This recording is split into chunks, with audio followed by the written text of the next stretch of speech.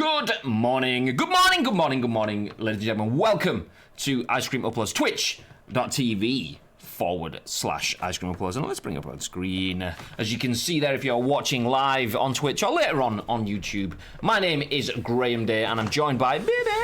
Good morning, guys. And yes, we are the second day of the week, and we have a few little snippets of news from around the games industry for you guys today. If you're new here, if you don't know what this is about, we are live twitch.tv/Ice Cream Uploads to bring you our thoughts on the biggest gossip, the biggest happenings, the biggest pieces of content that have come out of the games industry in the last 24 hours. We bring you those thoughts live at 10 a.m. UK every single day, Monday, Tuesday, Wednesday, Thursday, and Friday.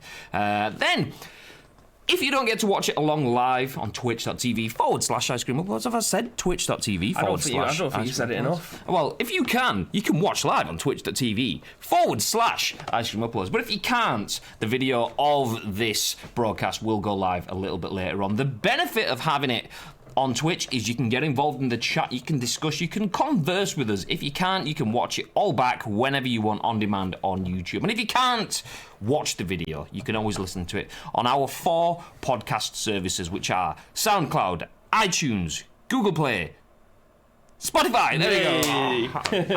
Kind of balls it up. Yesterday I was like, every time I've done it. Today, no. So there we go.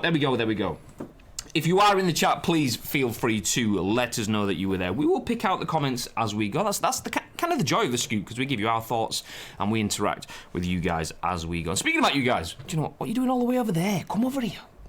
Come closer. There we go. Just need the microphone just a little bit there. Yeah. Oh, shit. Oh, baby's throwing coffee all over himself. Condensation all over myself. Yeah, if you are having a brew this morning, are you having tea? Are you having coffee? Or are you like Connor? Are you having your 17th Red Bull / Monster / He literally come in just before the show went live and he went, I had to pay for my own Red Bull the last 2 days, just walked out with 4 cans, put them straight into the fridge. The guy's a mentalist, I don't know how he's still alive. He's not. He died about 6 weeks ago, but nobody can tell because the Red Bull is just keeping him going. Yeah. You can see the cogs turning him occasionally. Oh, did you play anything last night, Graham? I played PUBG. Ding, ding, ding, ding. Ding, ding, ding. Get the early dings in. Ding, ding, ding, ding. How'd you get on? It was okay. How many games? About 4 or 5. Top 5s? Turned it off. I had at least one top 10 because I was trying to do, like, one of the missions is get an SKS kill. And finish in the top 10, and then you've got to get a Kar 98 and get in the top 10. So you start playing a bit like sweaty, passive to try and make sure you get the top 10. But I was playing okay, actually. I was like 4 kills, 5 kills, 3 kills. But then the 4th game landed, smashed some guy, and I hit the sweetest headshot on the run as well. Some guy all I had was a Kar 98. Some guy running away from me. So I was like, do you know what? I'm gonna pick a shot. Boom, missed him. I was like, I'm gonna have one more, maybe hit him in the butt, and then he'll disappear and hide. Boom, headshot. Bam! So much so that I instant emoted straight afterwards, so that guy would have seen me going, oh my god. But then, oh mate. Oh. It was crisp anyway. I saved it, and then smashed some other guy. But I was literally on the east side of the map. The circle went all the way west, so I spent the next like 5 minutes solid just running, playing Jogging Simulator 2019, and eventually died to the blue. I ran from the edge of the map to the middle of the map, no vehicles. I got a boat, still no vehicles to properly take me all the way. And then I thought, you know, fuck it. That was frustrating because I said 5 minutes, it was about 10 minutes of just running, jogging, straight lines, no one around. So I thought, I'll do another one. Went into a game, took someone out, and the circle shifted miles away. Same thing again, no vehicles, so I'm legging it all the way across the map. Finally find a vehicle, driving into the circle, and I see a guy gillied up, white ghillie suit, level 3 gear. So I was like, I'm gonna run him over. So I swung at him, missed, and I thought, do you know what? I'll just spin round, park up, and get some shots on him. Yeah. And the worst thing about PUBG trees is they have like a weird hitbox. So the trunk you obviously can't drive through. Yeah. But the branches, they just kind of go solid hit block around it, and which is fine if you're driving under it. But if the tree's on a hillside like that, the hit block, like these little leaves and stuff that you just think, oh, I'm just going to drive past that. So I went driving past and my car just went, got stuck under this thing. So I'm like, as I had to jump out of it. All the noises. Well, it wasn't even that. It was getting pinched like under this tree, so I had to jump out to try jump behind the car so this guy couldn't melt me, and then someone else just went boop, M24 melted me. I was like, well, that's lovely, game over, wonderful. So after that I just thought, you know what, I've just been chasing the circle for 2 games in a row. Yeah, I usually like to tick off my 3 daily challenges, but after that, fuck this shit, I'm out.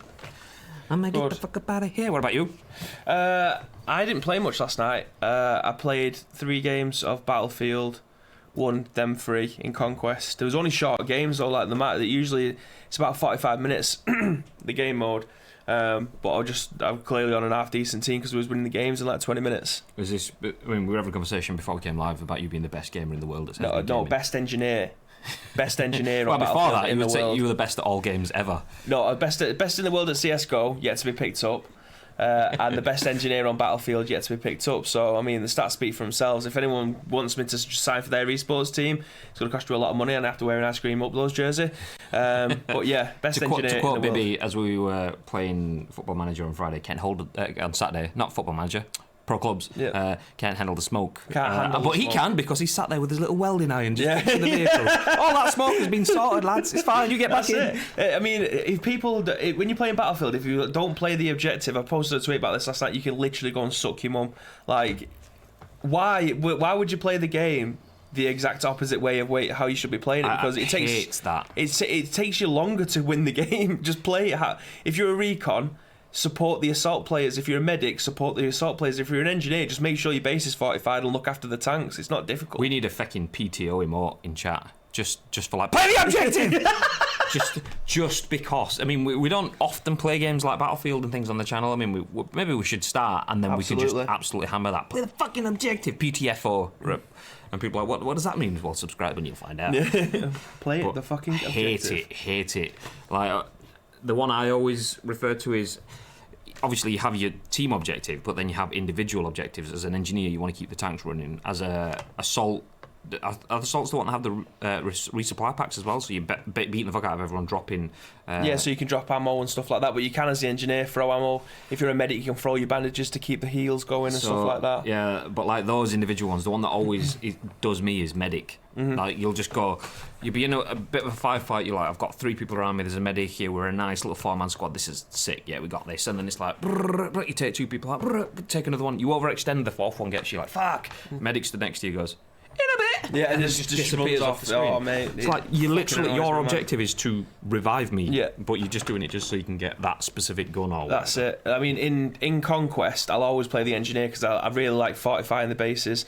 I really like making sure that the tanks are all in 100% and stuff like that. But in Team Deathmatch, I'll always play the medic. So I can get more points healing people than I will definitely get from killing people, because my kill death is good, but it's not like in the 5s. It's not amazing. I'm not going to be like a world-class player at assault, but a medic, I'll keep you alive as long as I can in the teams and that. But literally play the objective. That literally should be. Baby playing Conquest is basically Battlefield Lego. I like to build things. It's like Minecraft. It's like watching Minecraft. I'm not going to lie. But by the time I've fortified the base and I've moved on to the next one, it's in perfect condition. Then the next people want to come, the assault team will try and take them out because I've still got an half-decent base. It's not rocket science. Just the roles are there for a reason.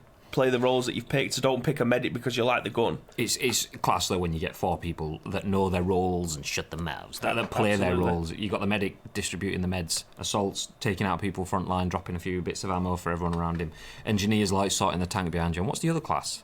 There's recon, medic. Sniper? Yeah. I used to be. Is Sniper the one, like going back to Bad Company 2 days? That was the last time I properly intensively played Battlefield games. They have like little sensors that they can drop down to know if people are coming from. Yeah, so you can tag the enemies still in this one. So if you was to look down the barrel of your gun and you can see them like 200 yards away or whatever, you can tag them. So that you can let the rest of the team know that there's a sniper on the roof or there's medics around the outside of the building, so watch it kind of thing. So yeah, I mean, if people play as a team and play the roles that they're meant to play well and use it to the full potential, then you can clear maps. Like we was doing it in 20 minutes, 25 minutes yesterday, which is like insanely fast considering the game was 45 minutes. Baby's burping for those on audio services. Yeah. That bagel is repeating on me big time this morning.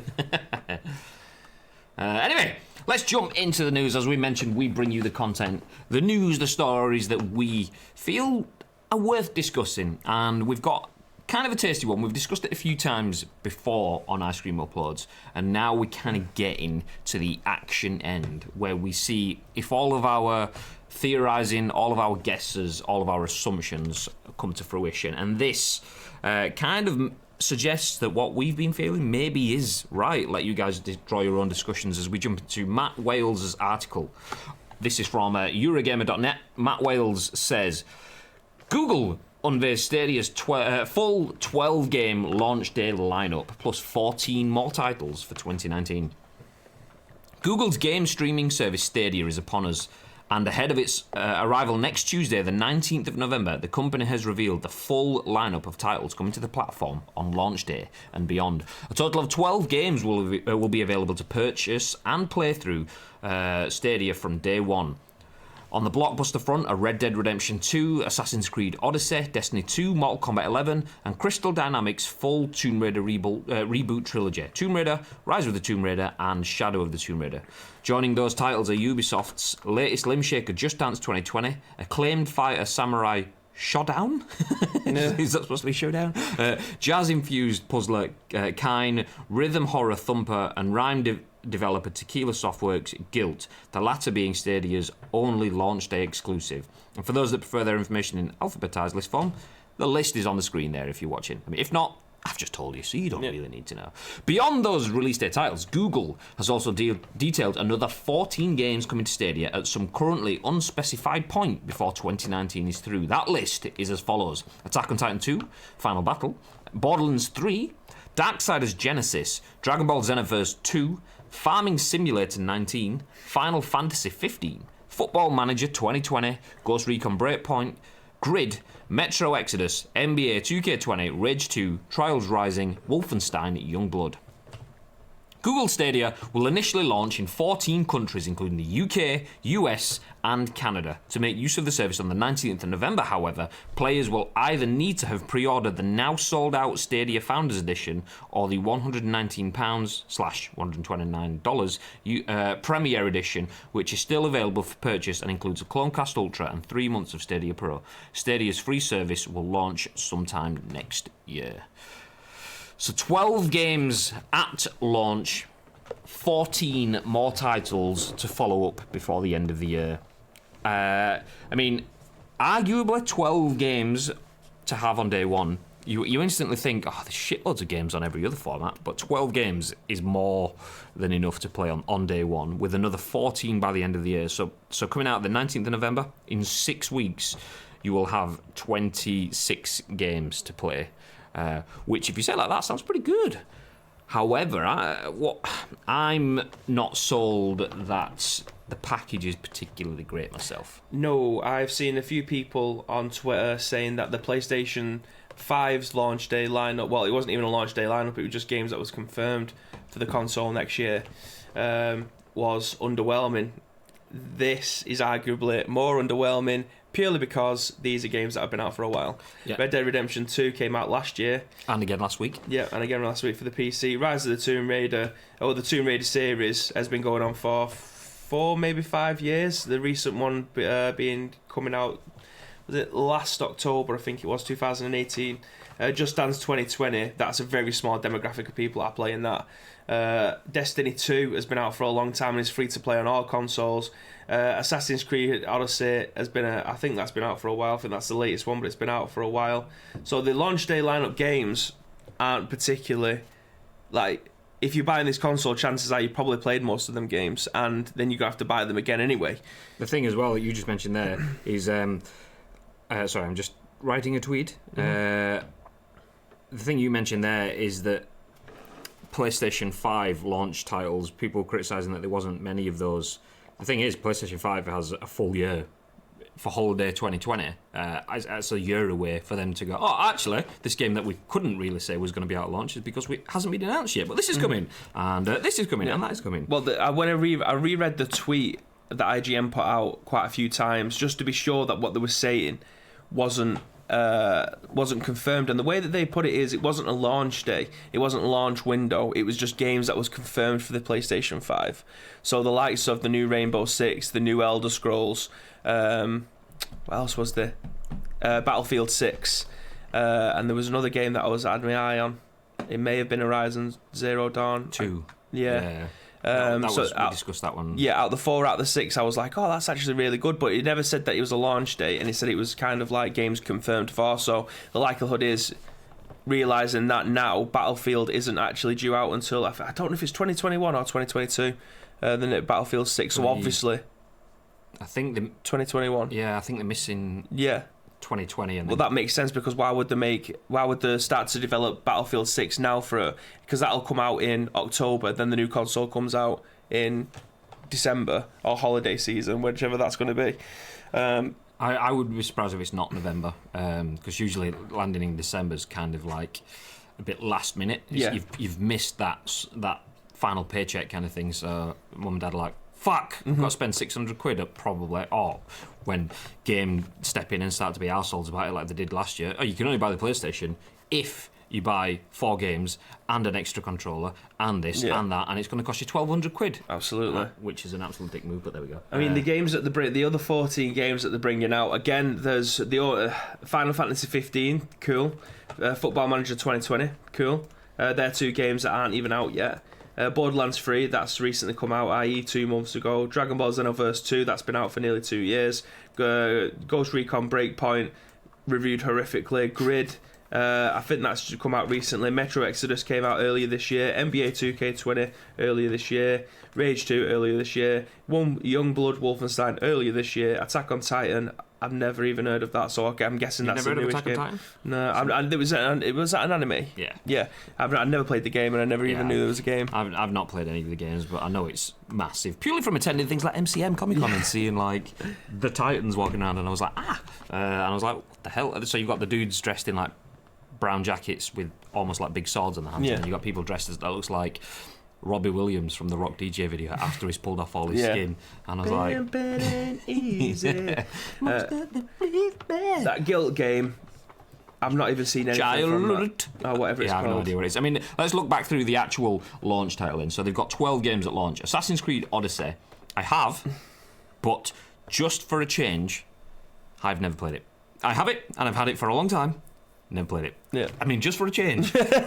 Destiny 2, I had Destiny 1 and swapped that with Toby, who used to be on the ice cream team, for his copy of FIFA, which I then never played and gave to you, I think. Yep. Guilt, never heard of, so never played. Never really played the first one. Oh, no, I played Destiny, but I ended up getting Destiny 2 is free to play on everything now. Shadowkeep expansion. Well, no, I think it's just the base game. Is Shadowkeep the paid DLC? The expansion, yeah. So you can play the base game of Destiny 2 free on anything. So that's not they can't be saying, oh, you can play this on this now, but you can play it on anything. You know what? I'm surprised that isn't on this list. Fortnite. Yeah, I suppose that is surprising, but the issue there isn't the. It's probably more the system, like the systems issue in terms of will Fortnite players just play on their own, because you need a big player pool to populate 100. Well, it'll be cross-platform, surely. Yeah, but that's what I mean. The system issues. So getting access to Google's SDK is one thing, but getting access to Google's SDK and then testing that with PlayStation and then testing that with Xbox and so on, I think because they have no live service, they've got no basis of testing that on. So things like Fortnite, which is purely online, I imagine that's the sort of stuff. I mean, out of all these, I don't think we have anything that requires an always online sort of thing. So Destiny 2. Is that always on? I'm not sure. Pass. It's a live service game anyway, so I imagine it is. I think if there is an offline element to it, it's very minimal. Like next to not worth playing. So maybe it's just a case of the Destiny they're using as one of their massive titles to carry it, kind of thing. That's the thing that they mentioned when they first started talking about. You'll have Destiny to play on release day, and it's kind of like, all right, that's great. It's free to play. Oh, that's even better. It's gonna be free to play on all platforms as well going forward. All right, okay, so. That lineup does nothing for me. I think the mention of a Domino's chicken strip is more likely to arouse. Morning, Spike. Yeah, Destiny 2 is always online, says Spike. Yeah, so maybe they've put all their eggs in that basket. But imagine having Fortnite, which needs you to be online, Destiny that needs you to be online, and them being your headline titles, and then them fecking up, particularly Fortnite, because, I mean, Fortnite obviously is a massive audience, but it's a young audience that just has no patience. So if that game, I'm obviously stereotyping, but that game, if that comes out and these kids that want the instant gratification, okay, I've just shelled out on this, it's crap, why am I playing this? Okay, I'm just going to go back and play it on my PC, on my PlayStation, on my Switch, on my Xbox, which is there, and I can play with everyone else all together. I imagine that stuff will come, but they'll wait until they've got a fully live, secure service before they fully look at doing cross-platform play. My opinion on this is that this and the Switch arguably could potentially be the key consoles to play Battle Royales on, purely because you can play these anywhere. Like, you can play, I can't remember where it was that we was going last year, but I had my Switch in the back of the car using your 4G on your phone to play Fortnite. I can't remember where it was going. I think we may have been going down to Windsor or something. Yeah, I think it might have been. Yeah, whereas, like, if we're going away like we did for the Sniper... It was the first PES day. Yeah. Kind of thing. You can just take your Chromecast, plug it into the TV, and you can play it anywhere. I mean, Battle Royale games, the last 20 minutes, if that, you can play them anywhere you go. Like the Rise of the Tomb Raider is a 30-hour game. It's going to be quite difficult if you're in a hotel room or whatever, that you require the 4G on there. And see, I think it all kind of it all works in its own way, but yeah, definitely that having that 20-30 minutes for a full game through to fruition. Yeah. No, nothing before, nothing after. You don't have to remember where you are in the story. That bump, give and take. You have your narrative, the gameplay's narrative, which is obviously why it works so well as a streaming game, because streamers your audience can just tune in and they can be there on the lunch break and watch two games, and they've had two stories. The story is exactly the same thing over and over again, but the journey that they're going with you as to what loot you get or what you don't get, or your massive kills at the beginning, which then turns into a flat game, but then comes big at the end, and having that on the move definitely is good, but that launch package, as Spike said, a Domino's chicken strip is more likely to arouse. I mean, question: do you find Domino's chicken strips arousing, or is that just a thing that you're using in comparison? Because I personally think Domino's chicken strips are a bit shit. Pretty much like this launch lineup. Well, the Football Manager 2020, if anyone who follows either myself, Precision or Shales or someone like that who's actually really banging into Football Manager, the fact that they're making this Football Manager on the Stadia, the PC version, but you can play with your control pad, is amazing. I didn't think they'd do that. I thought they'd take the one that's on the Switch, which is the touch version, so it's not the mobile version, which is super watered down. It's just like pick your team, play your match. On the Switch, it's kind of like pick your team, do what you need to do. You'll have all your tactics, you can do all the in-depth stuff, you just don't have to do the team talk. Whereas this version, despite even playing with a controller, it's the full version, so you'll have all your little teams training, your tactics, your team talk, your backroom staff. You'll have all that stuff to contend with. See, I think that kind of thing is good for them, because that's where you get the benefit. Because what is the benefit? Obviously there is a huge potential benefit. If it all works fine, you can get gaming in the cloud, everything's online, there's less need for day one updates and installs and stuff because you're playing a game that's already updated on a server somewhere, or that kind of take it with you, play wherever. You've got your gameplay at home, you can play it on the go, you can plug it into a hotel room TV, whatever. Really, really, really good. But that's kind of a world away. You can't appreciate the future until you're there. Absolutely. So a lot of people go, well, I don't need that. Yeah, well, we didn't need to be able to watch people play games or watch people talk about games on twitch.tv, but here we are. Yeah. But having that simple, do you know what? You can just play the game that you want now, but on the go. The stuff that you can't do, it's literally on your PC or watered down version. How about have the on your PC version to take it with you? I fucking love that. Oh, absolutely. Yeah. And that's that. I think the simple things like that are what will win them, the audiences, and I think they're probably going to need a bunch more of that. Because I mean, let's running through that list. Obviously, I got to Guild. I'm not going to play Just Dance. I don't know what Kind is. I don't know what Guild is. Mortal Kombat 11. I haven't played Mortal Kombat properly since PS I don't know, probably actually SNES, I think, was the last time I properly played Mortal Kombat. Red Dead Redemption 2 I have for the PS3 and I still haven't finished that. Rise of the Tomb Raiders and the other Tomb Raider games, the first one was amazing, the second one was a bit naff. I've not played the third one. I still need to get the third one for Samantha. She's banging to them games, like proper loves Tomb Raider games. Yeah, well, I mean, I will play the third one. Just it seemed like the second one was a bit pants compared to the first one. Maybe that was setting up the third one. Samurai Shodown and Thumper, no idea what they are either. So that as a launch day package, when I was saying 26 games before the end of the year is class. Assassin's Creed, I would play. Destiny, possible to play. Guilt, at this point, no idea what it is, so I'm not gonna. Just Dance, not gonna. Kind, don't know what it is, so I'm not gonna. Mortal Kombat, probably not gonna. Red Dead Redemption, I would do. But you have to pay £40 for it again. Yeah, I'm not gonna.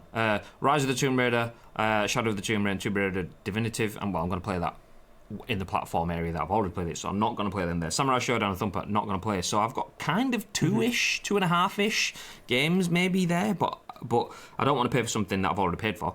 And then as you move forward to the future releases, there's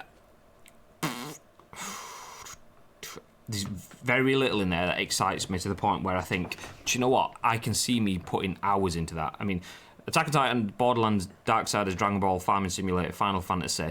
Final Fantasy is the only one of there that kind of catches my attention, but even then, I never, other than Final Fantasy 7, I didn't really. Oh no, Final Fantasy 10, put fucking shitloads of hours into Blitzball. But then again, I played Blitzball, not Final Fantasy 10. Yeah. So for me, that's lost on me personally. Football Manager, obviously, I've tried and failed at. Ghost Recon, I'd try, but I mean, from what I've seen unanimously, not so much. Grid, I'm not into racing games generally. Metro Exodus, I know looks class and plays well, but it's a time sink kind of game, and I also have it, so I'm really going to play it there. NBA 2K20, would love to know how to play basketball, so therefore I could play that game. Rage 2, Trials, it's just none of it resonates with me. Coming to Spike's questions, but genuine question, do you think the Access Anywhere appeals to you guys more because of your job? Honestly, for me, to play anywhere is just no appeal to me, but I don't think of any of my mates do either, as they don't travel. I'd be interested just to see how important that feature is to the majority. It's great for you guys, I understand that. Now, that kind of brings me to the point of that's why I love my Switch. I love my Switch because I can play AAA games wherever. I've been playing Skyrim in Rutland and Football Manager in Rutland and all these games I absolutely adore. That's an inside joke, by the way. Yeah, it is. That's where it was for the sniper event. But anyway, I can play these AAA games literally wherever I want, and the fact that I can play Skyrim, even though it's an offline game, in an offline environment, in a car somewhere, or on the plane, like when I was going to Jamaica, I played it over there as well. It's incredible, and I like that. However, I don't know how to put into words. I do like the thought of having this Google, because this is the only way that I will probably in the near future be able to play 4K games, providing that I had a 4K TV, because to play 4K I either need to buy a PS4 Pro, an Xbox One X, or an incredibly good graphics card for my PC, which is a lot of fucking money. Not to mention I have to obviously buy the 4K monitor to go with it. So if I wanted to play games at the highest spec, this is the cheapest way of doing it. Well, coming back to, I mean, having 4K on the go would be amazing, but just that Access Anywhere on the go, as Spikes asked, do we think that appeals to us more because of our job? I think that's probably right. Still rather have a Switch. Well, it depends. If I could play big games like Red Dead or something like that, then yeah, but I mean, I don't want to pay for it again. However, should we get past that bridge and we're next year and whatever the next Spider-Man or whatever the next God of War or something like that, then yeah, maybe if I could play that on the go, I would be much more interested. One thing that I've realised more from working with Bibby is that I'm not a big fan of playing older games.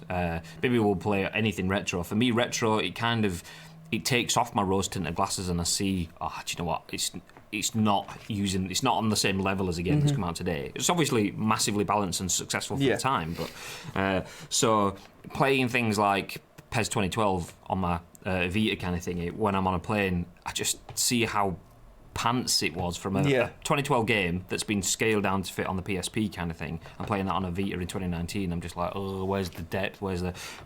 So, yes, that does appeal to me more probably than someone that doesn't travel as much. Obviously, we do esports events. We travel around the world going to conventions and expos and so on. So we do get a lot more use out of that stuff. However, I did start thinking that a while ago, but... It was I can't remember what it was. I think it was either a podcast or a live show, and they were having kind of the same sort of like discussion as, is it because we have that journalistic edge where we will travel to some press event, we will go to a hands-on playtest, we will review this game, is that why we find it more beneficial? And their consensus and their feedback from their viewership was, no, it's really good for me because I sit on a train for an hour and a half into the centre of London and I play my games on the go there.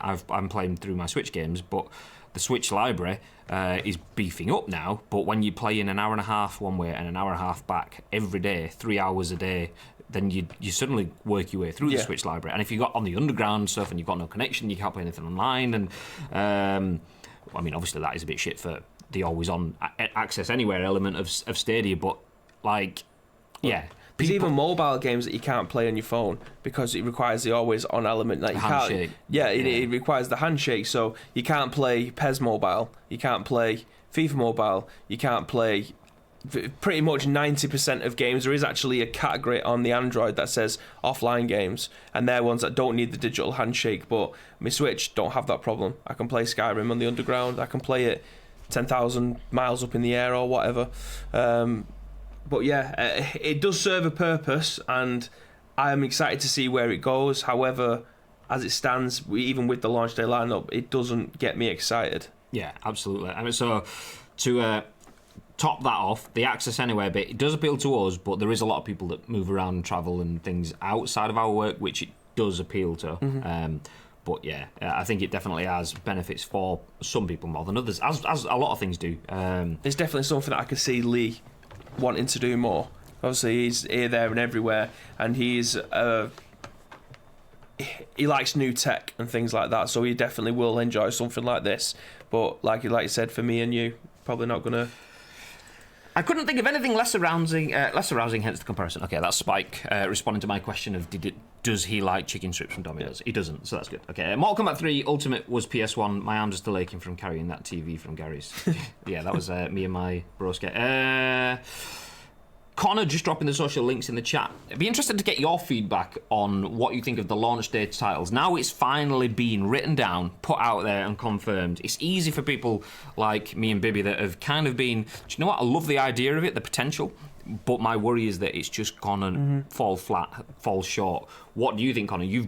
I don't actually, did you? You were going to buy into it. Did you actually buy into it? And if you haven't, will you now that you've seen you've got 12 games at launch, 14 more coming for the end of the year. 26 sounds like a magical number, but is that a magical... It hasn't mentioned how expensive they are, have you? Is it going to be like PSN and Xbox prices where it's a premium because you can only buy them digitally? Well, I mean, we spoke about this before. I think they need to go for that to start, purely because profit margin. That's where if you get people paying 55 quid for a digital game, which is an obscene amount of money in my opinion compared to like what you get for hardware retail, which also includes the fact that you're paying for distribution and actual production of this. Anyway, potentially a map if you get something like all the inlays and things like that. Exactly, yeah, that's what I love. GTA. So, but Sony and Microsoft have got people paying for that now. Digital is on the rise despite the inflated costs. So, I think they kind of want to put themselves at that level. However, I think start high and then go low. If the downside with starting high and going low is people will see your prices going down and think, oh, fuck, this has all gone wrong. Yeah. However, if you start low, you've got nowhere to go if you want to put your prices up. The good thing with going low is you will then start to win the hearts and minds of people like, who loves the PlayStation sale? I mean, I like things that are discounted, but who goes, oh, I can't wait for the PlayStation sale? More times it's like a game you've never heard of and something that's really good's got 10 to 20% off. PC sales on Steam. Oh, mate, Steam it's like, sale. Fucking people are running around high-fiving strangers in the street like, fuck me, did you know you can get PUBG for like 4 pence? Yeah. It's like, oh my God. And then I'm there going, yeah, well, I just bought a game that, you know, was it was £4 off. So how much did it cost you? £51. Fuck. Well, Steam sale is where it's at. Like everyone gets excited about a Steam sale, especially. I've got loads of stuff in my Steam wish list. So you get that nice little email from Steam. You have things in your wish list that are now in a sale. You're like, yeah, boy. Give me that wallet, baby. Morning, Jess. Well, you say that, but I actually didn't end up pre-ordering because I wanted to wait until there's more games me and Casey would play together. It would be a living room console rather than an office one. Oh, so yeah, because he can pair his PlayStation or Xbox controller to it, doesn't it? So Kirsty can use the Google Stadia one, and then he can use that of one console. That's a good idea. But obviously held off, so you didn't end up pre-ordering because you wanted to wait until there was more games. Does that list give you the games that you would be able to play with Kirsty, or does it make you think, okay, is there even any co-op games in that? We've got to get that list back. Destiny, you can co-op online with other people. Borderlands, is that co-op? Yes, that is. Borderlands 3 is co-op. Just Dance, can't see him doing that. Mortal Kombat, unless he's playing against each other. NBA, play some NBA by the end of the year. There's not really much co-op going on there. Rage 2, I don't know if that is. Darksiders definitely isn't. Farming Simulator probably won't be. Dragon Ball Xenoverse will be online co-op, because me and Mike did that.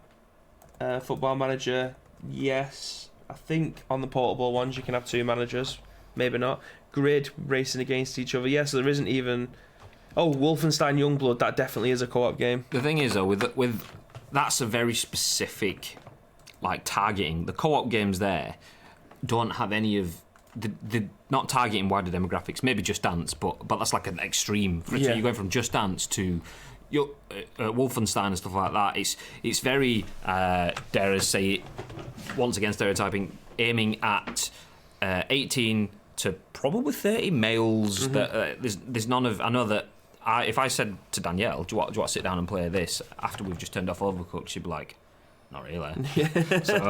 So it just doesn't seem inclusive. And I mean, the one big game that would have had some co-op, which kind of fits into that bracket as well, is Doom, which obviously they were kind of like hoping, yeah, we'll get this on the same day, high five, same week. Doom comes out 3 days later, play it first in 4K and glorious thing on the go in a hotel room on the... Oh, fuck, no, id Software have cancelled that fucker until next year. So it's going to be amazing when that game finally drops, though. Yeah, it's going to look dynamite, and especially like if you've got a 4K TV and you've got a Stadia and you're waiting for this game to be able to play it on this, dare I say it could be the cheapest and best way to play the game in the highest resolution, providing you've got a decent internet. If you've got a 4K TV in your front room, haven't you? You buy this for £120, you buy the game for £40, for 160 quid you're playing it 60 frames 4K in your living room for £160. Whereas if you've not got a PS4 Pro, that's what, 250 quid. You've got to buy the game then for £40, 280 quid. Well, I've got PS4 Pro, so... Well, you've already got that, Cha-ching! So, yeah. That would be the cheapest way for you. The cheapest way for me is probably to bring my PC downstairs, wait till the Steam sale, buy it for £4. High five strangers in the street and play Doom in 4K 60. Yeah! There just doesn't seem like a whole lot of games we'd probably play together, and nothing that makes me want to have it for myself. So I'm happy to wait. Interesting. I wonder if a lot of other people do that. He's very specified in his genre of games, though. Like he's very much, in essence, like what you are with yours. You'll play PUBG, and then you'll play Pro Evo. Is there any other genres outside of that you've got Red Dead, which I don't think you've finished yet? Only because of the game itself. So, like, I mean, what genre would you class? I mean, that sandbox open worldy kind of stuff. I do like that kind of game. So, smashed through Grand Theft Auto, 2 different consoles. Yeah. Same with Red Dead 1, Red Dead 2, obviously, they're Rockstar. So, I like sports games across the board when I know what I'm doing. Single player story games, phenomenal. So, all the Uncharted series and. The Last of Us, Naughty Dog games, like an action adventure kind of games. So that's probably my sort of genre. I will play racing games if there's a bit more to it. If it's just a racing sim, then I can sim racing by just driving through Salford. So everything's like a racing Salford. It's like Destruction Derby. So I mean, I will play a bit of everything, and there are. As long as something has a bit of something outside of the norm. So like we spoke about Tearaway and the Vita. Yeah.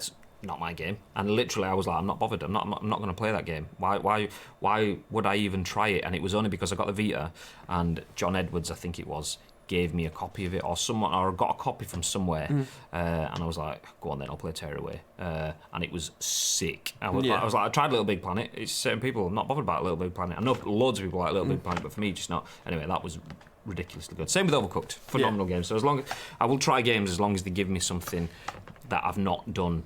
On like, I won't play Grid or things like that because smashed the shit out of Toka touring cars and Colin McRae Rally and stuff like that. And you don't think there's anything new enough to bring you back to the kind of genre? Yeah. You see, for me, I will happily play any game for at least 3 or 4 hours just to be able to try it. So I don't think there's a particular... Obviously, survival horror is my genre. I'll play any survival horror game there is out there, and I will more than likely complete it. However, other games, it doesn't bother me. Graphics don't bother me. As long as the gameplay is tight, then I'll play whatever. That doesn't bother me. It just needs to be playable. Yeah, I need good gameplay, and ideally good graphically. If not good graphically, a good graphical style. So watching Luke on the Halloween stream, what was that game? Limbo.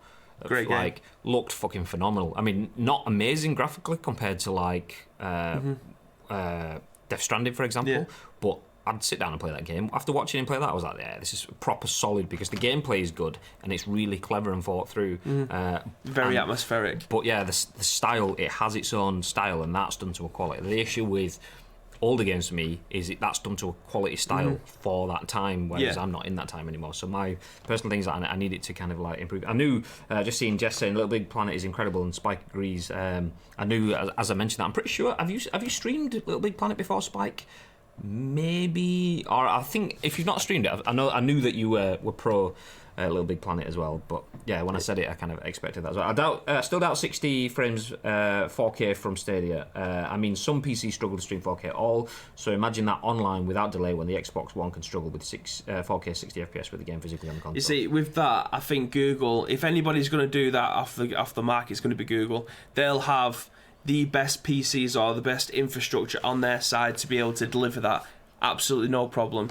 But it all comes down to your personal internet connection. Mine is abysmal. Yeah, mine's worse than yours. We found out the other day. Literally, we were playing. How many times did I go? Slow down. See, when I say mine's abysmal, I mean like people just around Hyde in general. We don't have, or particularly my street, we don't have fibre. We have fibre. We don't have the super fashion or the Virgin cables. Yeah, where you get fibre to the cabinet, which is fibre. Yeah.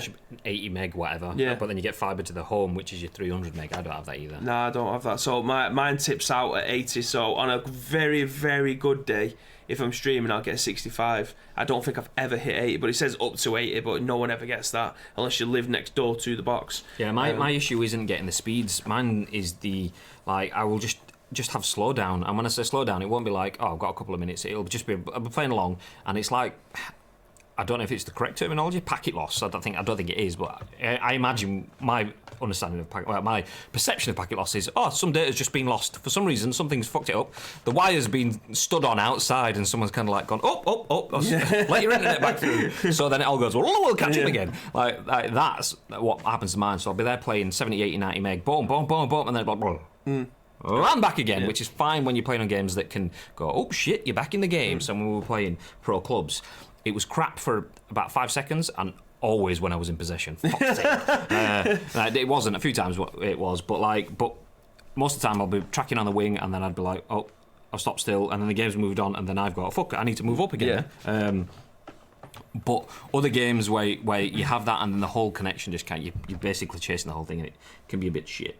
It's not like they're going to struggle with servers, but like Bibby said, I mean, we did a piece on it, I think it was with you. If not, it was with Luke. It might have been the first day that you weren't on the stream, and I did it with Luke, actually. We spoke about... it could be... Anyway, we spoke about how much data would go through at a 4K stream. And a 4K stream it would be like 15 gig an hour or something like that. And I know my internet provider, they'd have to, get another hamster to get, 15 gig an hour.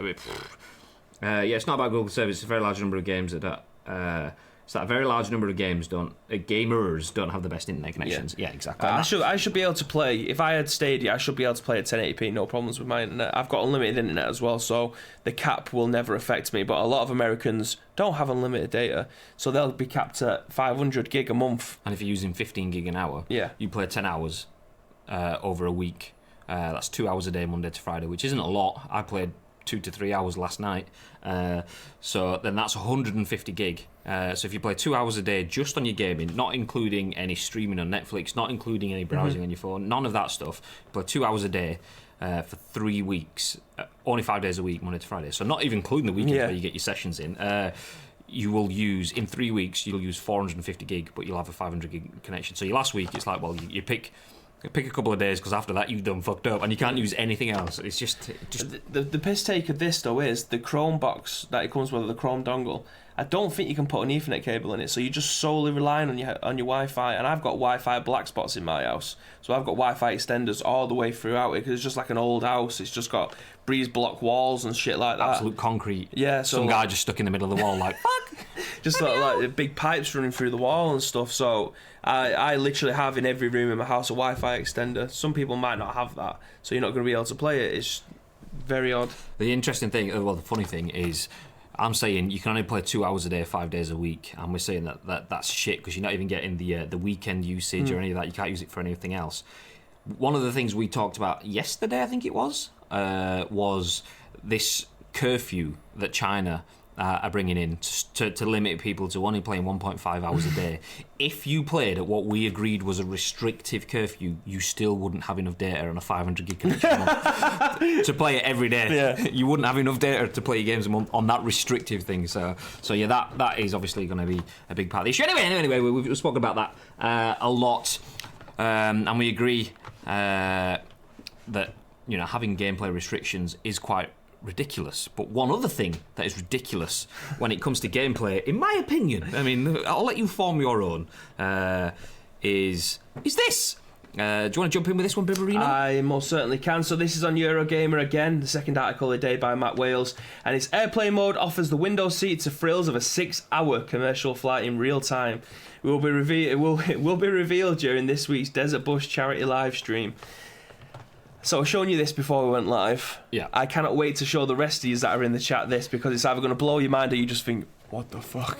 Let me just jump in front with a caveat that if you are listening to this on podcast services, you aren't missing anything.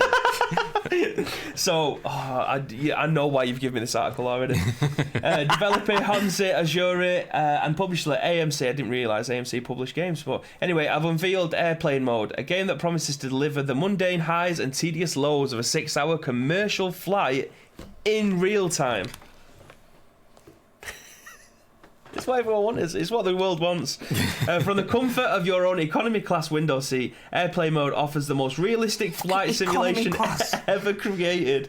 That includes a full taxi, takeoff, and landing experience, cabin crew and fellow passengers, authentic ambient noise. The ambient noise of an aeroplane is the most horrendous noise that has ever existed. Ever. Each flight is randomised too, meaning that players will experience different events such as delays, turbulence, bad Wi-Fi, and screaming babies with each new playthrough. This is a Jess game if ever I'd seen it. She will be. Watch this live and I scream uploads when it comes out. Thankfully, you'll be provided with a range of amusements to see through the landing, ranging from complimentary aircraft information card, overhead reading light, to a fully functioning in-flight entertainment system featuring a flight safety video, a journey tracker with fairly accurate satellite imagery of your flight path, and hit movies from the 1930s. There's also a copy of Stratosphere magazine containing articles, crosswords, and Sudoku. This is incredible. So this is the tweet that AMC put out. Obviously, I started to show you this. Those of you that are in the chat, this is actually a tweet that's been put out, so we should be able to watch this, no problem. So it's about. We're only going to watch like a minute of it, if that. Sorry, it's fair usage. We're only talking over it, so we should be good. Yeah, so this, let me turn it down. Although I say fair usage, it's actually quite unfair that we are... Look, PA is active. Like, the public address system on the flight. So your film that you've chosen to watch in a game gets muted because the pilot is talking in the game. Is that what's happening in the headphones? I don't think the volume's down on this. State of that! Oh, this just gets me angry. So I can't actually hear anything coming through that. But yeah, as you can see... oh, look, you can turn lights off. This is incredible. This is horrible. The thing is, I am open to the idea... That, ladies and gentlemen, is the best part of a flight, and you've just seen it. Imagine having nothing else to do for 5 hours... 59 minutes and 57 seconds. Oh, yeah. So I have absolutely no idea if you can hear sound through that. We can't hear it on our side. But yeah, this is incredible scenes. So from watching this video previously, as this says PA is active, you can actually hear the captain telling you what's going to be happening through the flight. So it's definitely a niche game. Like, I can't imagine there is going to be people who 110% are going to be streaming the full 6 hours. Not of this. Me. So yeah, I'll continue with the rest of the article. If that's not enough to pass the time, you can delve into your carry-on luggage to fish out a book, a pen, your headphones, and a charging cable. Why not have a bite to eat when the cabin crew serves up a snack, premium beverages, and a full meal service? Airplane mode continues the proud legacy of what was inspired by other willfully monotonous real-time video game experiences, such as Penn and Teller's infamous Desert Bus, in which players are tasked with driving a slightly defective bus for 8 hours straight, alongside a simple strip of road between Tucson, Arizona, and Las Vegas, Nevada. As such, it's only fitting that an airplane mod will get a more thorough unveiling tomorrow, the 12th of November, during this year's Desert Bus Hope for Charity event. Which I believe is what was on right now on Twitch? Yes, so are we allowed to go into other people's streams? Yeah, it's just a restream kind of thing. As long as, obviously, you can look at other people's streams, just as long as you're not just kind of broadcasting it as your own, you can see the stream there. So we're not benefiting from so this as you can see in the bottom right hand corner of the screen is the Penn and Teller game that we were just talking about. So this is you driving along for 8 hours, literally going from left hand side of the road to the other, just driving through 3 different cities for 8 hours straight. And it looks like, if we can move the pip, these are doing it for a charity event to obviously raise some money for the Desert Bus for Hope. I'm not sure what 91 hours of 152 a fundraiser for Child's Play charity, desertbus.org. So these lot have been, they need to stream for 152 hours and completed 91 so far. So that you just have one person who's sat here playing this game for... Oh, they know we're here. They've all just stood up. It's all right, guys. No, just you can sit down. You don't have to. No, it's fine. But yeah, that is definitely a Jess game, if ever I'd seen one. They said that they're going to unveil it through here as to when it's coming out. Obviously, we're not going to sit here and watch the 152 hours worth. But yeah, looking through the charts. Oh my god, this sounds like my kind of jam, says Jess. Sparky said, Bibby with the IRL VR. I mean, is it a VR game? It never mentioned it in there, but it was. It looks like it could be. Mm-hmm. Graham is genuinely lost for words that people are not listening to this on audio devices. No, one of the things Spike mentioned earlier is do we like the idea of Stadia because we travel so much? And I think yeah, but the downside with travel is it sounds amazing. Oh, I'm going to Milan for the Champions League final. Oh, I'm going to whatever. But for people that have done it, you realise it's not actually all the glitz and glam. You go to Milan, you get a taxi from your home to the airport, you get on a plane, and nobody likes travelling on planes. If you do, then you're a sadomasochist. Then you get off the plane, you go in a taxi to the venue, you set up the venue, and it all looks amazing. You all take photos on social media, looking how cool it is. You don't take photos of the fact that your back's aching, you've had about 3 hours sleep, but it's fine. And then you get back in a cab and you go back home. No, you take a picture of us that are having 3 hours sleep. Yeah, exactly, yeah. On the plane. See, didn't mention taking pictures of people asleep on planes on that thing. I read Baby starts crying then. Oh, plane wheels leave the floor, Baby immediately starts crying. That's guaranteed. Plane wheels leave the floor, Graham starts crying. But like, it's flying is the most uncomfortable experience. It actually is. There's a tweet that keeps being recycled and different people keep posting it, and it keeps getting memed, and it's like, it's peak human being when you take flying along the clouds, along the birds, almost at the cusp of heaven, and we turn it into the most asphyxiating, like awkward, uncomfortable process that human beings can go through, and that's what it is. It's just that. Yeah, that your ears get used to. You absolutely have to have noise cancelling earphones on them, places to stop your ears from popping every 3 seconds. So yeah, I hate it. I mean, I don't hate it in the fact that I'm kind of like, fuck me, I've got to get on a plane. It's just an annoyance, and that's the thing. This from the comfort of your own home. It's not the most painful thing in the world. It's just annoying, and it's one of those things. But it's just annoying for hours. It's like spending a day with me. It's just annoying for hours on end. Well, I'm not going to mention anything. I'm not going to go into that. Yeah, irritating. There we go. That's it. It's irritating. So basically, do you want to play Irritation Simulator? Yeah. That's what it is for me. Do you want to sit in an uncomfortable seat with someone in next to you that if you want to get past them, do you give them the bum in the face? Are they going to get up out the seat? Or are they going to do that awkward Like where you have to kind of move your like legs to the side. Yeah. I mean, let the fat guy come through. Oh, watch my ass. Watch my ass. You've got to watch Give you a Rikishi sting face. Crappy little screen. But the irony is, you're watching this crappy little screen on your 4K TV at home. Just, why are you doing this? I mean, I get it. It's all for charity, and it's to get reactions like this from knobheads like me. But oh yeah, you can do all this from the comfort of your own home now, though. I can also you can fly around the world from home. Trashed in a battle royale, 75th place from the comfort of my own home. You see, I don't like flying. However, flying to Jamaica because we paid to. We've never done this before, but we paid for like the premium seats and stuff like that, extra leg room. Because I'm usually like legs right Facing underneath, right underneath the tray thing that pops down. So we paid for the extra leg room, paid for the comfier seats. Best flight I've ever had. Literally, put my legs all the way out. Skyrim on the plane. No one was sat. It was a 3-seater, but no one sat in the middle of us. So Samantha, literally, being how small she is, was just lay across the other 2 seats with her head on me. She was absolutely loving it. It was great. However, you can't do this on this, and you just be sat there. I mean, it's going to serve a purpose for people who want to stream these niche games, which isn't me. The noise is like white noise, which sends me to sleep, but that's dangerous when travelling with Graham. That's true. Especially for the large human. I've got to pray for an exit row. I always get someone that leads their chair back onto my knees as well. Hey, it's the first time I've seen that. Spike using that thing in there. Yeah. Because we are Twitch partners. Thank you, Twitch. I believe it's only Twitch partners that have been able to sign up to it. There is stream points, which is a new in-stream currency. So the longer you're watching streams of people that are opted into the stream points test, you get the ability to use those points to use functions like getting access to a certain emote or getting access to highlighting messages. And as Spike's been watching the streams, he's got 100 points and he's just highlighted a message there. And I didn't realise, because I'd applied for it, I didn't realise that we'd actually been approved. So Spike, that's the first time we've only just so there you go, Spike, you've broken our seal on stream points. I need to see Graham playing that game in VR on a real plane to an event to promote the game. Make it happen, ice cream uploads. Absolutely, that'll be absolutely amazing. Just hear you moan for 6 hours, then realise that you've got a delay for another half an hour. That'd be incredible.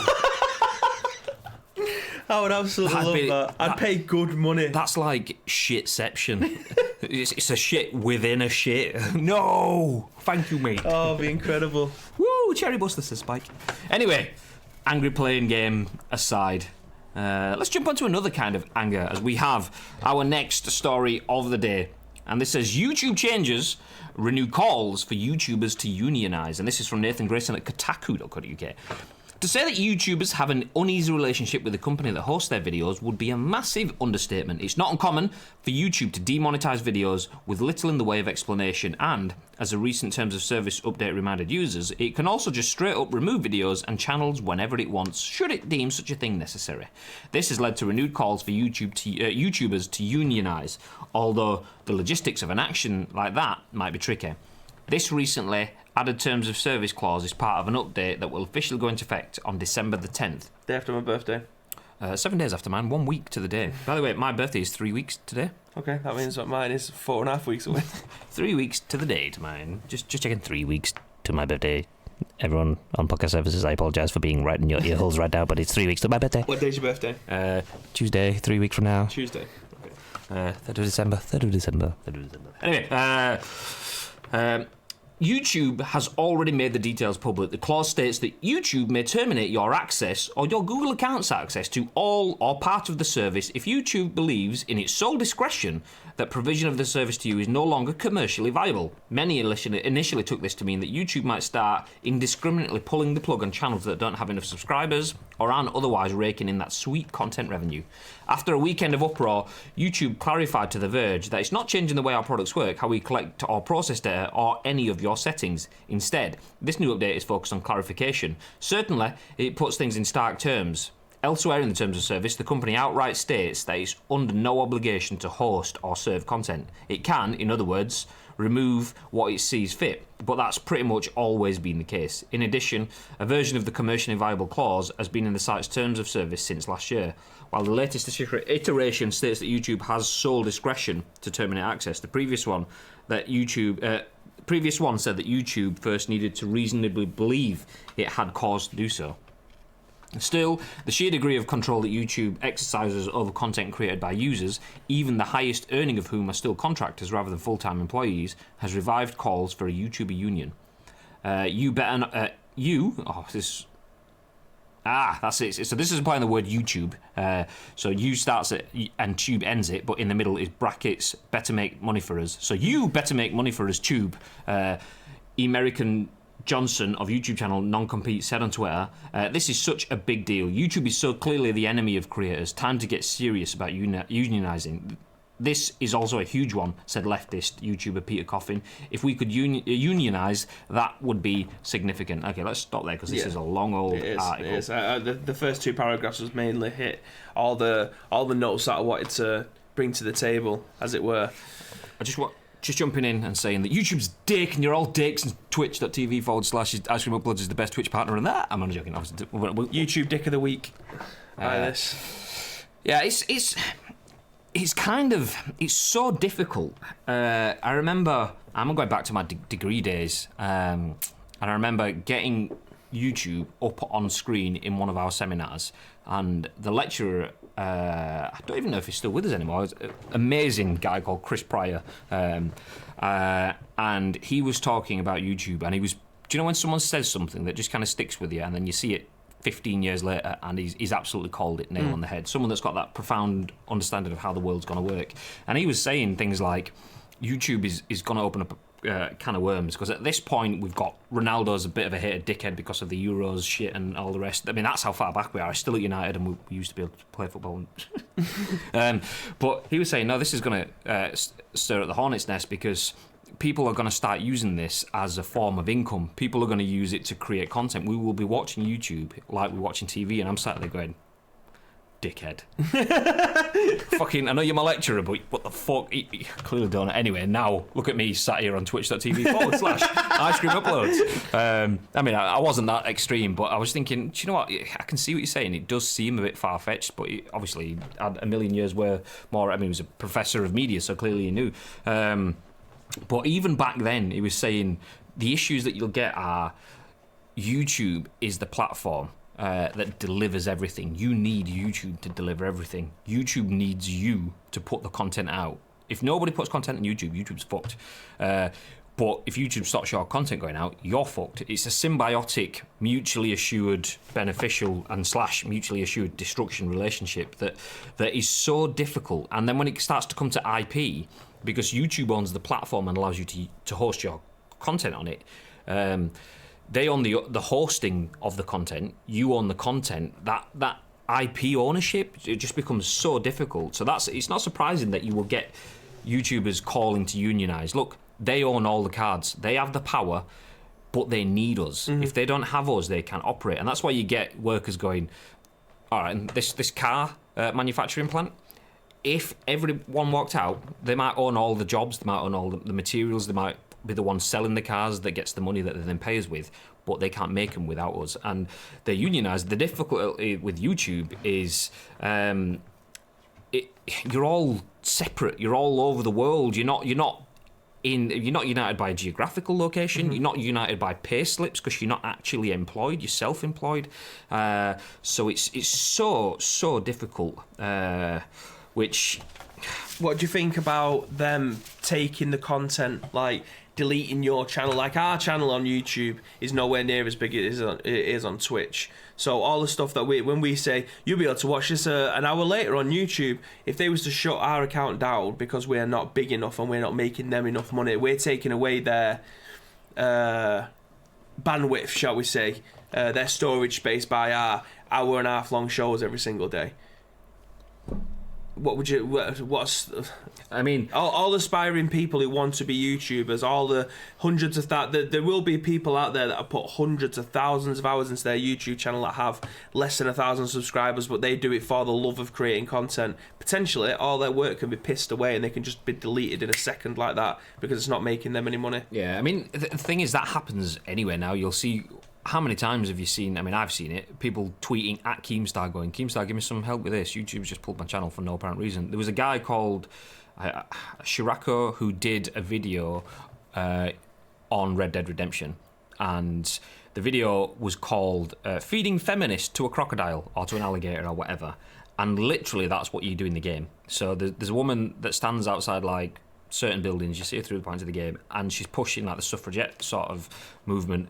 And you either choose to support her or go, "No, get the fuck out of the way, mate," which is natural decisions. You make the decision. It's the in-game content. Anyway, he chose to decline and actually, fuck this, I'm going to stick you on the back of a horse, take you to swamp and throw you to an alligator and let it eat you, which is something you can do in the game. Obviously, it's probably not the most classy act, and a lot of people probably would get annoyed at that, but freedom of speech, there's nothing inciting hatred there. He's showing you what you can do in a game. Anyway, YouTube decided, we're going to take that content, ban it, get rid of your channel completely, that kind of thing. This guy, because of the press picking it up and saying, we don't agree with the content. The content of feeding someone that's asking for equality, the content is feeding them to a fucking alligator. Shit. But the idea of taking someone's opinion away because you disagree with it is shit as well, and that's the bigger sort of loss in this situation. Anyway, he eventually got his channel put back, so they can do that now. But if they decided to come back to your question, if they decided to pull our channel, it's not the biggest loss for us because absolutely not. But it's shit in terms of, imagine you are Shirako, who has 1 million almost subscribers on YouTube. To get to 1 million of anything is fucking huge. So to get to 1 million subscribers on YouTube, arguably, when his channel got put back, he got fuck tons of views, and that probably helped him overall, which is often the case. A moral panic does create a following, but yeah, if we, I mean, thankfully, at Ice Cream Uploads, we deliver you this content every day, but this isn't our day job. We work with Jelly Media. Jelly Media is our employer. That's where our paycheck comes from, which is why we don't have the need and desire to absolutely, we must do only the trending games and we must do only the content. We have the freedom to give you a little bit more, like bringing you a just chatting show for an hour and a half-ish a day every day, Monday to Friday. A lot of people won't be able to do that because it's not arguably going to drag in all the viewers as... we're not doing about the views, we're doing about the content and our impressions. Absolutely, yeah. We're doing what we feel will make people laugh or make people interested. We have a small community that like what we do. We don't have to try and shoot for the stars. We don't need to try and bring everyone down to our level. But if the system then goes, actually, we will get rid of all of your work and your livelihood unless you shoot for the stars. Yeah. We don't want communal stuff. We don't want you to build your small community because not that that's what YouTube are doing, and they're saying they're not. But reading from the fears around it all, it sounds like, well, maybe they can just go, okay, you're not getting the bandwidth, you're not got the followers, or we just don't agree with your feelings. Well, YouTube is very political nowadays anyway. You have a lot of political commentators that will have their channels maybe not removed, but they will definitely not be found via search results. You'll have to follow their page to then have all of their content there. So you've got people like The Ruby Report or Stephen Crowder or Ben Shapiro who... they have an extreme version of their truth, and then they'll be going against the extreme truth of the other people. So there's always two sides to every single story. But YouTube will take a side and then demonetize or pull their search rankings on one side to help deliver the other side, and that's essentially kind of what this is. If you're not making us money, then we're going to pull your content. We'll get rid of your stuff until you reach a threshold of somewhere where you can actually start making money, or you start making our platform look amazing, then you might have the chance of staying. But thankfully for us, like you said, this isn't you may be watching this on YouTube on our channel, but watch us on Twitch instead. We are partnered over there, so I'll go and do that. Just want to say, the clause states that YouTube may terminate your access or your Google account's access to all or part of the service if YouTube believes, and this is the key bit, in its sole discretion that provision of the service to you is no longer commercially viable. And they say commercially viable, that obviously doesn't just mean you are earning us money, it could also be you are losing us money, or you are putting our name into disrepute. So if you are obviously uploading porn, puts Google into bad names in the press and media, and they'll go, boom, get rid of it. But the absolute references in terms of in its sole discretion is absolute, but then no longer commercially viable isn't absolute, and that for me, that oxymoron is probably not oxymoron. What's the word? Anyway, the the fact that they're two contrasting things, we absolutely have the final word on stuff. And it's like, what is the stuff? What is commercially viable? Is it commercially viable stuff that puts you into disrepute? Is commercially viable stuff that isn't getting the views? Is commercially... I mean, it just gives them all of the power with nothing that you can hold them to task for. Is it an algorithm, or is it something that gets flagged up to someone via keywords? I imagine... for the most part, because of the size of YouTube, the number of channels, the amount of videos, the amount of specific hours, minutes, seconds watched, and potentially able to watch every day, it has to be algorithm with a human element then as it escalates. Mm-hmm. Okay. Interesting times. Yeah, odds times. Country Road! In caps. So, Country Road! Take me home. Says Ali3K. Is it Ali? I3K? Ali3K, yeah. Welcome. Feel free to hit the follow button, which you did 3 minutes ago. Obviously, we are live with a talk show, so we don't have our alerts popping up on stream whilst we're live with The Scoop, which we do every day, Monday, Tuesday, Wednesday, Thursday, and Friday. So you haven't had a notification, but we know. Thank you. We know. Appreciate it. We are just running through our news stories. We've got one more news story before we drop off for today's show. So you got in just in time as well. So you get a little bit of a hello, but you don't miss anything really. You can stick around. You've dropped the follow like you've done. You can be back for 10 a.m. for tomorrow's show. As we wrap things off with our final news article. There we go, pressing the right button. Do you want this? Or shall I go for this? You can go for this. Okay, so this is a Kotaku article. We were actually having a little bit of a chat with this in the iStream office yesterday. Not in the studio, but in the business area of the studio. And this article, even though I'm going to read it, just because I'm a mean motherfucker. Who wrote the article, babe? Nope. Cecilia. Cecilia the Nasty. Yeah. Cecilia de Anastasio says Twitch streamer trained for 3 months to try and break 566-hour streaming record. Which, yeah, I do have mixed opinions on this, but I will get onto that shortly, as I'll just read you the article in Cecilia's one now. Just to confirm, this is Kotaku.co.uk article as well. Humans do lots of inadvisable things in public for attention. See hot dog eating contests, the worm, etc. There is, though, a fine line between inoffensively asserting your existence and setting a bad example by putting yourself at risk.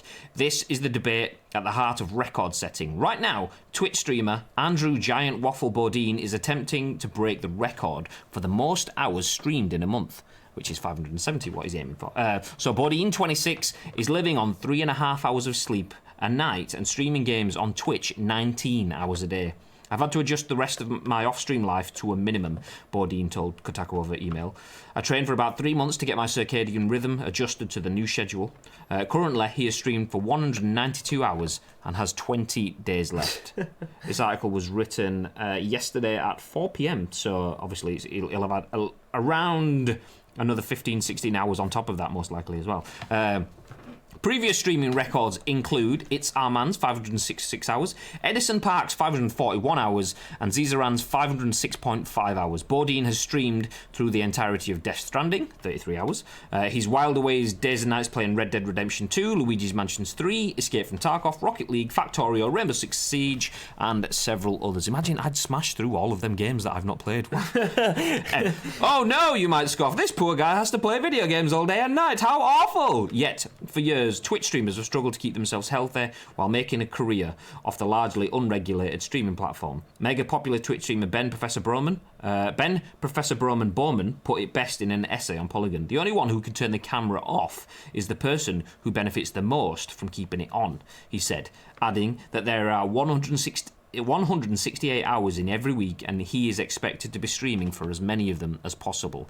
Even Tyler Ninja Blevins, who is considered the most successful streamer, what a shit phrase of turn, the most successful streamer, quantify that, the most successful what streamer? Anyway, has expressed how scared he is of taking time off. In the hour he spent in a New York Times interview, I'll start that again. Even Tyler Ninja Blevins, who is considered the most successful streamer, has expressed how scared he is of taking time off. In the hour he spent in a New York Times interview in 2018... Yeah. Oh, okay, there we go. So, in the time he spent in an interview, Blevins estimated he'd lost 200 or 300 subscribers. He said, the longest vacation I've ever taken was my honeymoon, and that was like 6 days, and that was devastating. It was a calculated risk. So, yeah, I won't read any more because, once again, it's a very, very long article. But what they are getting at there is... let's bring you back in. What they're getting at there is people are taking risks on Twitch. Twitch doesn't have regulation to account for that, and people are doing stupid things for the money, for success. Yeah. Essentially. What are your thoughts on that? Well, it's clear. Looking at the numbers he's getting, he's clearly a full-time streamer. I was saying to you yesterday that people have died from doing less. It mentions in that article somewhere someone's done a 19-hour stream or something like that and died. Because they sit there for so long, especially if they're not moving, and they get blood clots, then it goes to the heart, and then they just die. It's as simple as that, really. And to say that he wants to try and break a record, which is going to get absolutely no monetary gain from Twitch at all to do it. Fair enough, he might get a lot of people donating and subs and whatever else that comes through, but it just seems pointless. There we go. Twitch streamer dies during 24-hour marathon in 2017. So Brian Poshibird Vigno died from unknown causes after streaming for 22 hours. He was 35 and a father of 3. Yeah. I mean, that is horrible. Don't get me wrong. That is horrible. But you've got to be able to put time aside in these streams. If he's streaming for 19 hours, if his sole aim is to just stream as long as possible, just put 1 or 2 hours aside away from on the stream if that's what you want to do, and just stand up, do whatever you do. You got someone, I know we say his name all the time, but you got the doc who goes to the gym or whatever, and he does his stretches and stuff like that in there, so he knows that he's going to be playing for like 8 or 9 hours. He knows that he's going to be eating throughout the stream. He's going to be drinking throughout the stream, obviously, not alcohol or whatever. But he'll go to the gym, he'll do his stretches, he'll do his lunges and stuff like that just to get the blood flowing again. So I don't understand why people would think it's fine for them to sit there for 19 hours straight and not do anything else. Now, I'm just assuming at this point, because I haven't watched him. I didn't even know who he was until yesterday. Now, he could be doing that in his stream as well, and I hope he is, because sooner or later he's going to catch up with him. Now, trying to get his circadian rhythm down to 3.5 hours a day is not healthy. It's not, but these armed forces will get it even less than that. I know that even last week when we were at... Was it last week, week before? When we were at the Sniper Ghost Warrior event, we were chatting to a real-life sniper, a Marine, and he was talking about snipers sleeping for 45 minutes, and that was it. They'd have 45 minutes off, and even then... Only one of them, because the sniper and a spotter, one of them would sleep for 45 minutes, then they'd swap out, and the other one would sleep for 45 minutes, and that was kind of the day kind of thing. But the key thing for me is this almost feels like, I mean, the words I used a minute ago, moral panic, because should people sleep for 3.5 hours? No.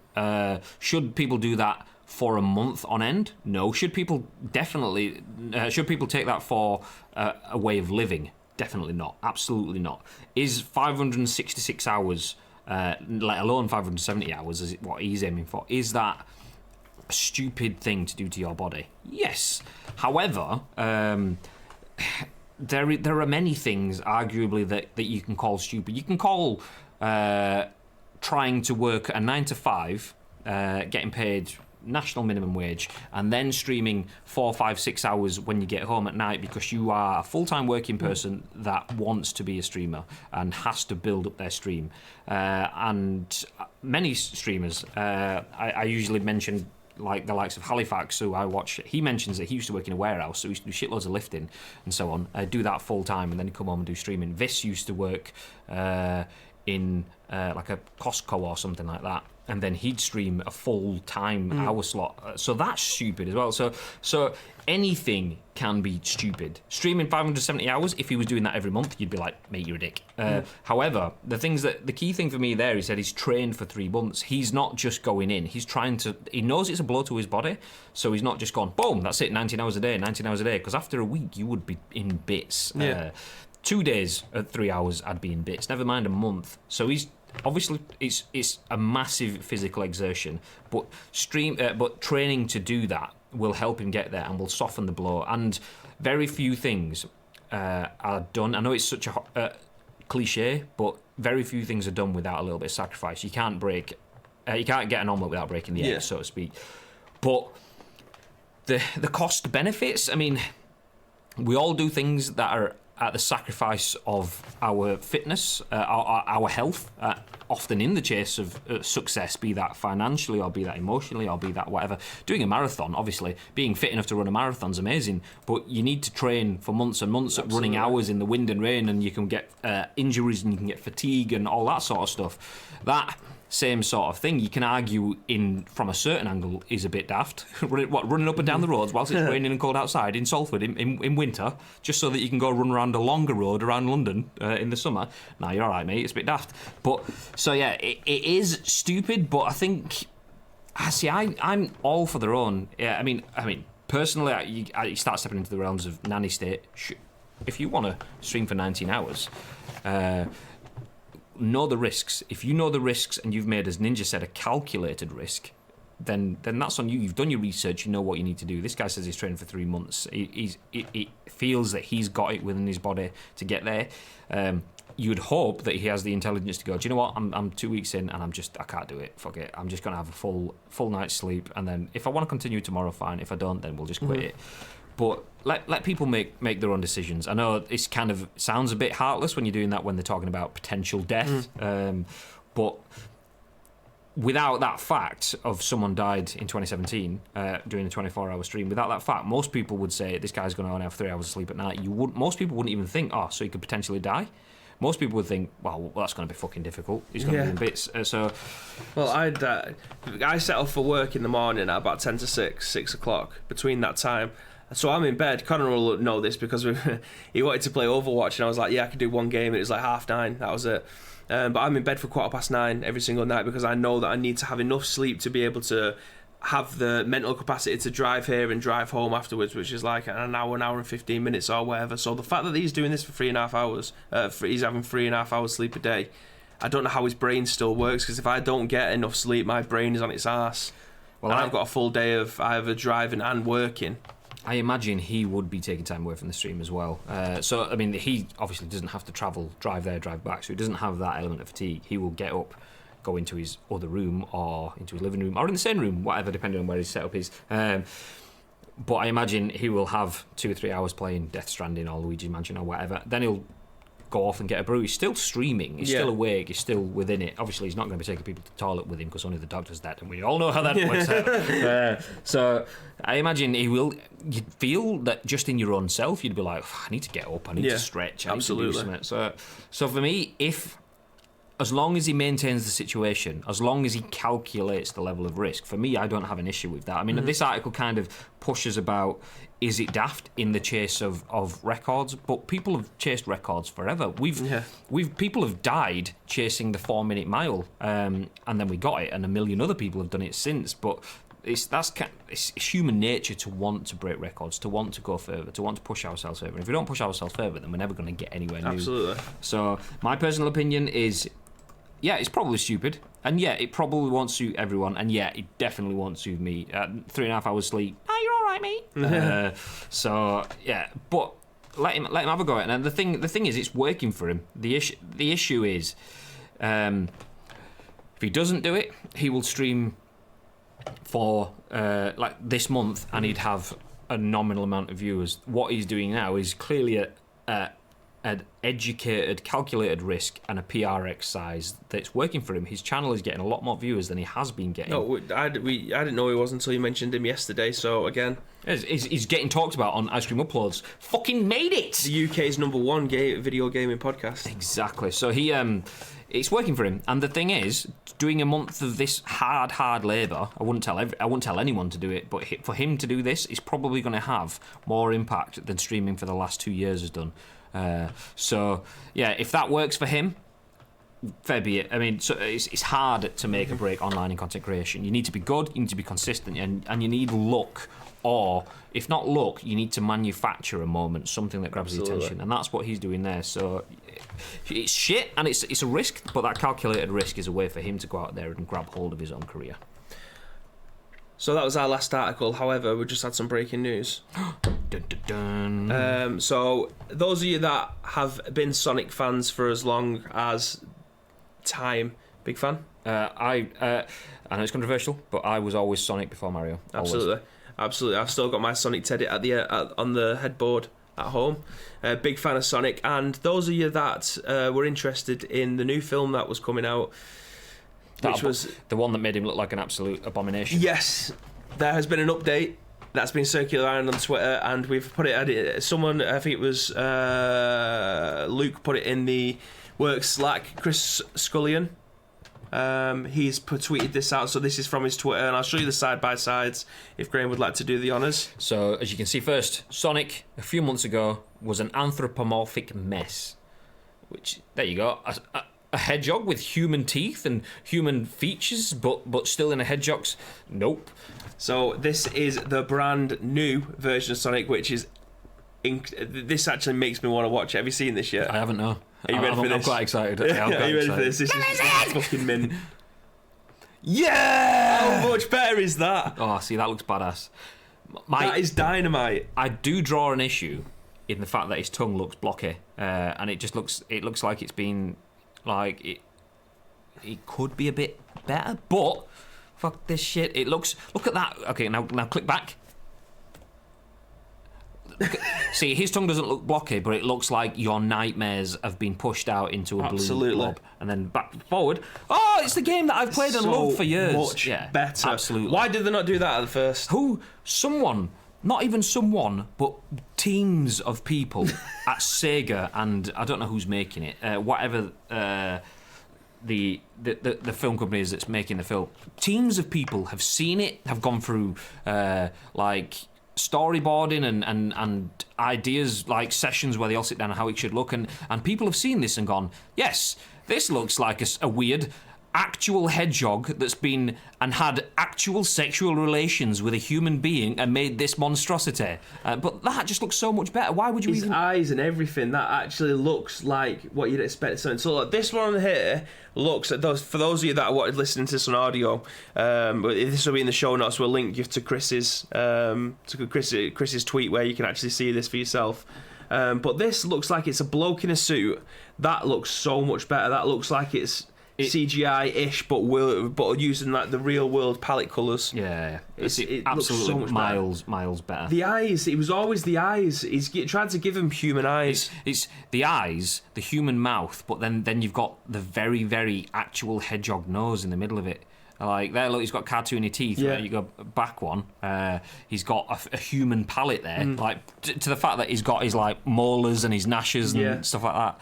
What? And there, he's just got straight teeth, like a cartoon character would have. See, I hated the thought of Detective Pikachu. Like, I hated it. Did you watch it? Absolutely loved it. Yeah, it's absolutely loved it. Now this, with the way that they've done the Sonic in this, is kind of like how they did it with Pikachu. Like, you just wanted to squeeze Pikachu, like give him a massive hug, cuddle the shit out of him. I want to do the same to this. I'd have run a million miles away from the you'd still be stamping on I'd have been faster than him. Running away from him. Running away. But Spikey says the same. The question is why the fuck didn't do that in the first place. The first image is Michael Bay did Sonic. But yeah, it's 100% what I wanted to see, and I'm happy. I'll probably go and watch this film now. Yeah, me too. I mean, jumping back through the comments, going back to Giant Waffle, me and Beans did 24 hours straight, and we genuinely went delirious in the early hours of the morning and couldn't stop laughing at things that didn't make sense at all. Beans did the stream. I just sat with him in Discord for the entirety of it. So there you go. I mean, that's one 24-hour stream. Imagine doing that almost to its entirety for 30 days in a row. So yeah, absolutely, it will destroy you. But as long as you make the calculated risks, if you calculate those risks, then I applaud anyone that wants to push themselves further. But obviously, calculating those risks involves factoring in your health and all the rest around it. If you do that and you do it sensibly, I mean, everything has an element of risk. Getting him Bibby's car this morning, he almost wiped himself out on the way to work in the rain. Genuine near-death experience. So everything has an element of risk to it. But that's just life, ladies and gentlemen. Oh, wrong one. This one. That's the one I wanted. There we go. Ladies and gentlemen, I just shouted in your ears, I apologise. I just sat up as we went to the front cam, because we're going to wrap things up here on The Scoop for today. the 12th of November. Exactly 3 weeks to my birthday, by the way, just saying. As you can see, if you're watching on the video services, Twitch or on YouTube later on, my name is Graham Day, and this has been Bibby. Don't forget, we will be back 10 a.m. tomorrow, and we will be for the rest of the week until Friday. We take Saturday and Sunday off, as we expect you should too. You know, absolutely. Everyone deserves a bit of time off, apart from Giant Waffle for the next 30 days. We will be back, like I say, 10 a.m. tomorrow. This video will be live on demand on YouTube within the hour or so. Unless you watch it on YouTube, then it's live, well, now. So, yeah, podcast services too, that will be live by the end of the day, unless you are also listening to that on podcast, because then it's live right now. As mentioned, we will be back tomorrow. Do you have anything you want to add before we end the stream, Bibberino? Yeah, see you on Twitch TV, /Ice Cream Butlers, 10 a.m. tomorrow. Yeah, and if you're here now, make sure you hit that follow button, follow, hit the button. Ladies and gentlemen, have yourself a lovely day. Bye, Spike. Until then, guys. stay thirsty.